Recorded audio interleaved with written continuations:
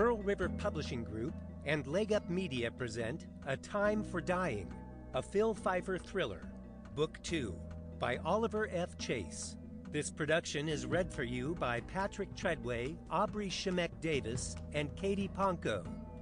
And now, A Time for Dying.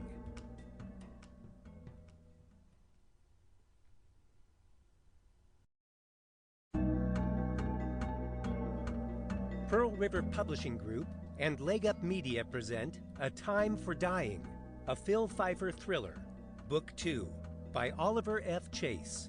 This production is read for you by Patrick Treadway, Aubrey Shimek-Davis, and Katie Pankow. And now, A Time for Dying, Chapter 1.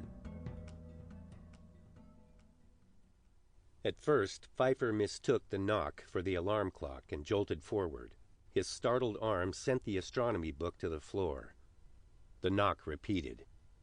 In the gray haze of his mind's half-sleep, he thought Maffisanti just returned from some gruesome crime scene. They'd been friends since the army. Even if one made his living as a cheap private detective chasing bail skips nowadays, while the other headed a premier police lab cracking some of the city's most heinous crimes. Maffisanti usually dropped by if he saw the lights on. But Pfeiffer had killed him, just as sure as if he'd pulled a trigger. Knock, knock. Though only a year had passed since he'd taken the Greyhound from Los Angeles, Pfeiffer knew night thoughts mixed past and present. The thick police report he'd read that evening came from Maffisanti. A year ago, his friend died retrieving a similar one from the rental trunk. Maffisanti thought he could crack the case. Instead, it killed him. Knock, knock.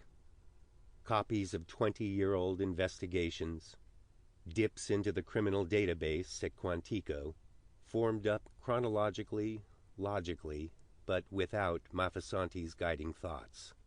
Pfeiffer pieced the work together, and yet he could tell no living soul. The secrets he held must be carried to the grave. Bolts of heat lightning chased one another across the Sonoran Preserve. He ignored the show outside and the noise of the door. His mind's eye read a Missouri investigator's report about an unhappy teenage girl trumping up a molestation charge against the male teacher. A childish action with grave consequences.